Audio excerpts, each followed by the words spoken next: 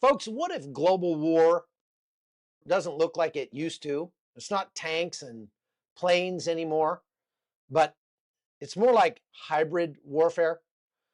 I've talked about this a lot in the past, and we're going to touch on it today because it's germane to the conversation about what's happening in the Middle East right now, the war that's ongoing between Israel and Hamas, the Houthis, Iran, Hezbollah, etc., and the people who back all those different sides.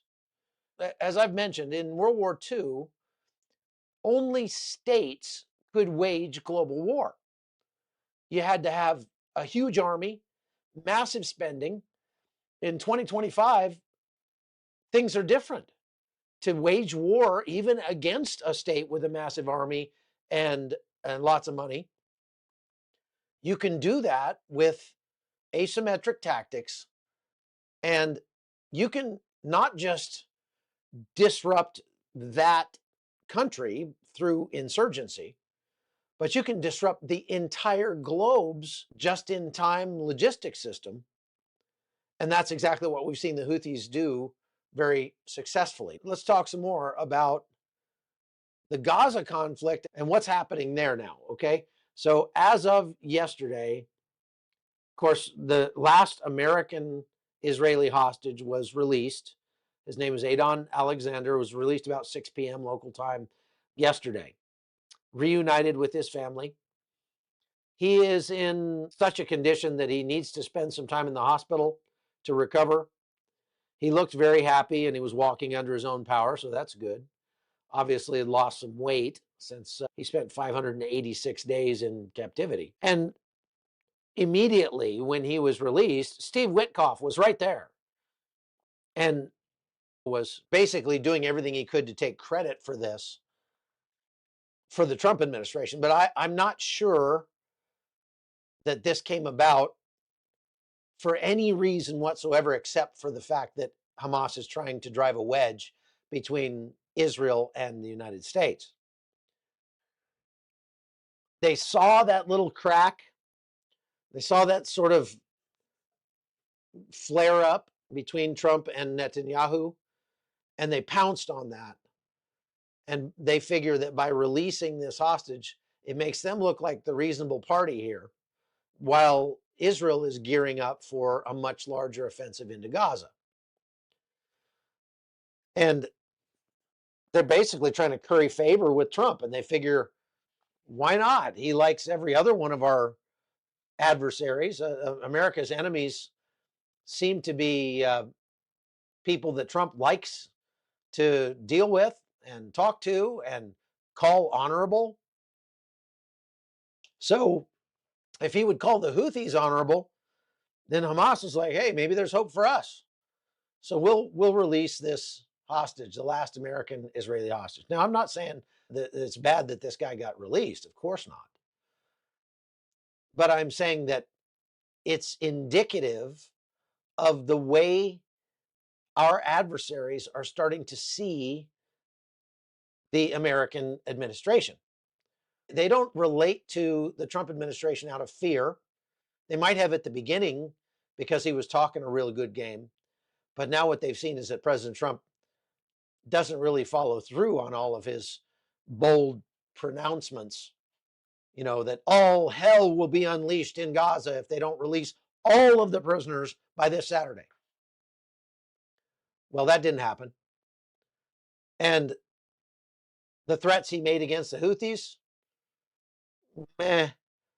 we didn't really hurt the Houthis all that bad. They're still fighting against Israel. So the way that these adversaries, these enemies of ours, are now looking at the Trump administration is, I think, they're saying, this is a game to be played. We can play this game and we can win. Now, I would love it if I was proven wrong on that. And President Trump brought the hammer down on Iran, for example, and just absolutely decimated their nuclear program. But we'll have to wait and see if that actually happens. Israel is preparing to bring the hammer down on Gaza without a doubt. The Gideon's chariots is the name of the new operation against Hamas. Now, Hamas is going to counter that because they're much smaller, much weaker, but they possess something that Israel does not, and that is a complete lack of morality. They have absolutely no scruples whatsoever when it comes to waging war against Israel. And so they will leverage that with hybrid attacks, using human shields, the information warfare of, playing the victim while you're the one that's holding the hostages, tunnels, drones, etc. A manufactured humanitarian disaster in Gaza, manufactured by the fact that Hamas has tons of food and is intentionally not giving it out to the people so that the people will be hungry, so that that will cause more pressure to be put on Israel. Negotiating in bad faith, all of this wrapped up together equals hybrid war.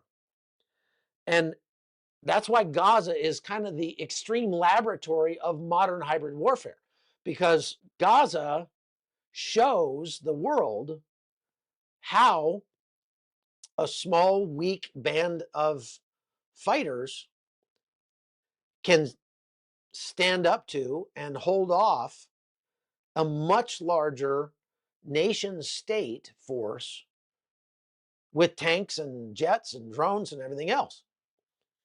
The Houthis have done the same thing. Their insurgent navy is made up of small speedboats, anti-ship drone boats,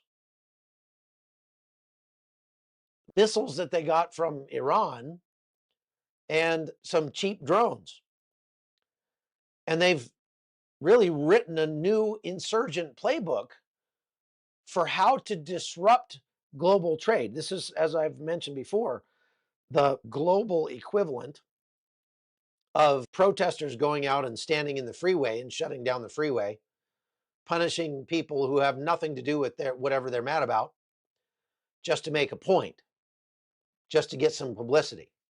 The Houthis now have taken that to a whole new level by going and essentially standing in the middle of the Bab el-Mandab Straits and stopping the ships from going through there with a vastly inferior force to what the United States Navy brings to bear over there, but doesn't matter.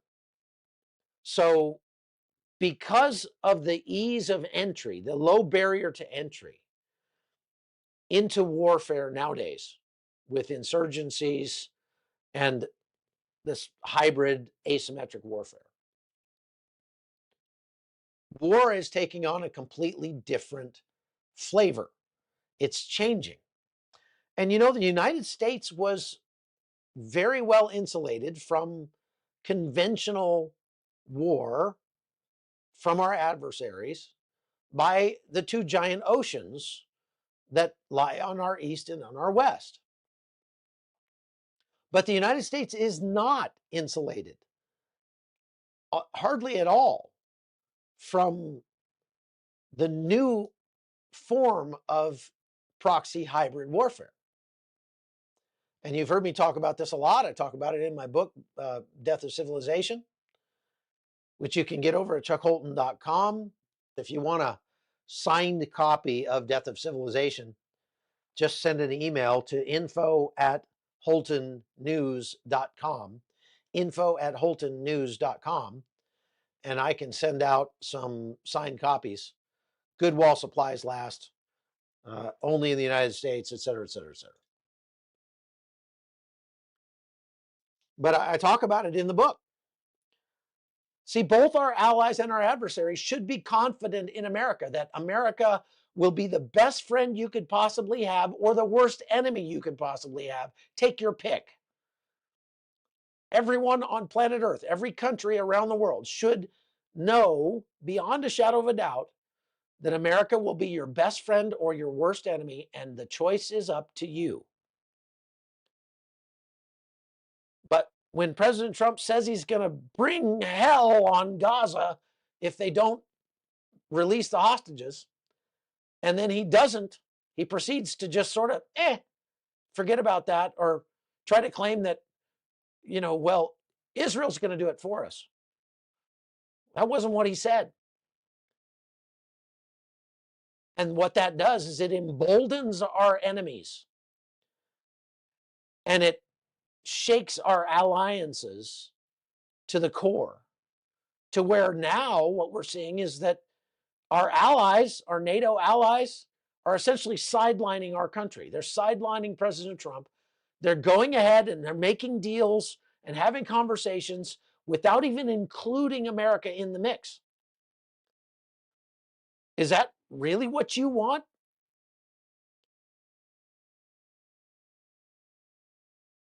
Now, I realize he's only been in office for a few months, and I'm willing to, like I say, you heard me say at the beginning of this thing, I hope to be proven wrong. I hope he comes through and he follows up word for word on everything that he threatened to do to the Houthis, to the Iranians, and everybody else. I guess we'll just have to wait and see.